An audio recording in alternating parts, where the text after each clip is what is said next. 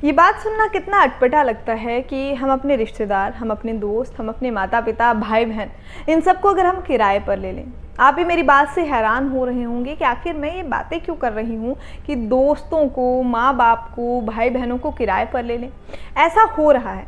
अब ऐसा हो रहा है जापान में। जापान में लोग किराए पर रिश्तेदारों को ले रहे हैं।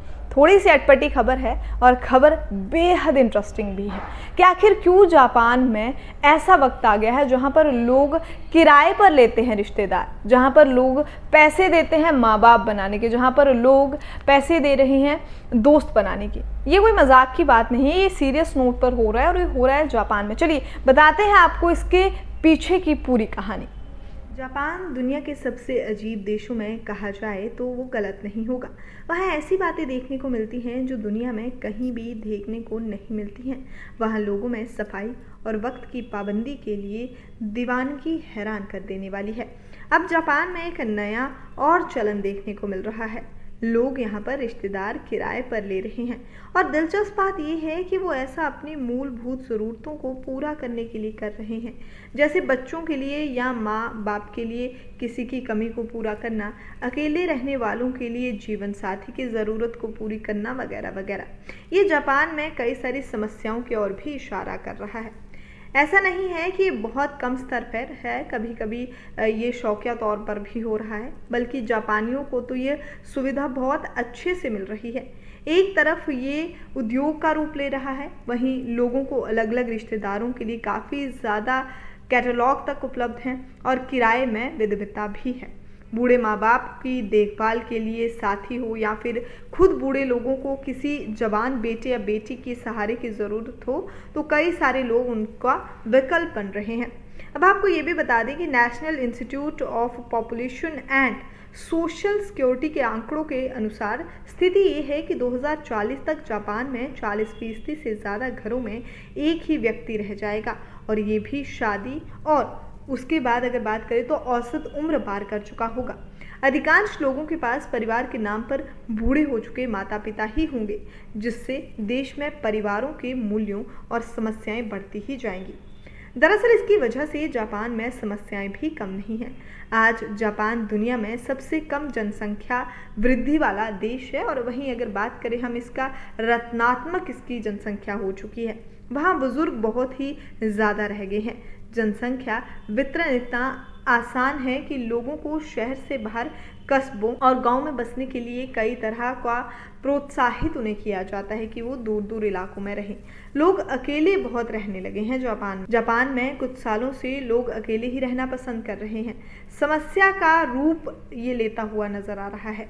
जापानियों के काम के प्रति बहुत ज़्यादा दीवानगी होती है। वो खुद को बहुत व्यस्त रखते हैं, बहुत बिजी रखते हैं। ऐसे में उनके पास अपने रिश्तेदारों के लिए युवा अवस्था में विशेष तौर पर परिवार के लिए उनके पास समय नहीं होता है।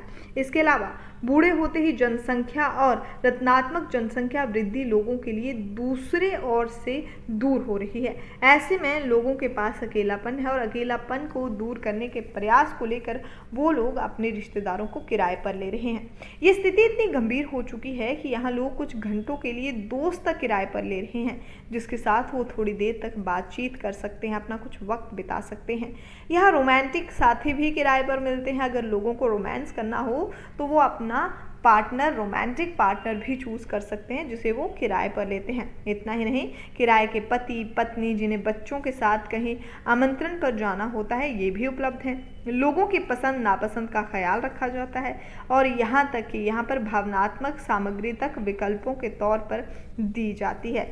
इसकी शुरुआत की अगर बात करें तो इसकी शुरुआत तब हुई थी जब जापान में शहरीकरण के कारण वहां पर तेजी से बढ़ाव हो रहा था और युवा नौकरी के लिए अकेले ही शहरों में रहने आते थे।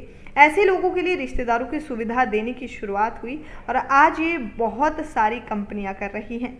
यहाँ केवल 2000 येन ही कुछ घंटों के लिए माता पिता, भाई बहन आदि किराए पर मिलते हैं। इस कारोबार में भी अकेले रहने वाले युवा ज़्यादा हैं जो कमाने के साथ परिवार के माहौल में खुद को ढालना चाहते हैं। लेकिन ये सब जापान के लिए गंभीर सामाजिक समस्या की ओर इशारा कर रहा है। जिसका ये समाधान नहीं है कि वो लोगों को किराए पर ले लें। कम होते होते ही जनसंख्या यहाँ पर कम हो जाएगी, और कम होते ही जनसंख्या ही केवल इसका कारण नहीं है। जनसंख्या का उम्र और जगह दोनों के ही हिसाब से असामान्य वितरण हालात और ज़्यादा खराब करता है। परिवार में बहुत ही ज़्यादा बुजुर्ग लोग हैं और फिर अकेले बुजुर्गों के पास उनके बच्चे नहीं हैं, अकेले बुजुर्ग वाले परिवार भी कम नहीं हैं। वहीं शहरों में लोग ज़्यादा हैं, लेकिन महंगाई की वजह से अपने परिवार के लोगों को वो वहाँ बुलाना नहीं चाहते। कुल मिलाकर जापान में पारिवारिक मूल्य खत्म होते जा रहे हैं और परिवार के होने के अलावा किराए के रिश्तेदारों का ही एक समाधान वो लोग निकाल रहे हैं, जो समाधान सही नहीं है, क्योंकि धीरे धीरे सामाजिक समस्या इससे बढ़ती जाएगी। तो देखा आपने, जापान में ये लोग रिश्तेदार किराए पर ले रहे हैं, रिश्ते किराए पर बनाए जा रहे हैं, लेकिन ये सही नहीं है, ये सामाजिक तौर से सही नहीं होगा। जापान को आने वाले वक्त में इसकी और मुश्किलें झेलनी पड़ सकती हैं। फिलहाल इस वीडियो में इतना ही। आप अभी के लिए हमें इजाज़त दीजिए और इसी तरह की तमाम इन्फॉर्मेशन के लिए, तमाम खबरों के लिए आप जुड़े रहिए हमारे साथ। चैनल को ज़रूर सब्सक्राइब करें, वीडियो को लाइक किए बिना बिल्कुल ना जाएं। आप देख रहे थे इंडिया समाचार 27। मैं हूँ आपके साथ स्वाति ठाकुर।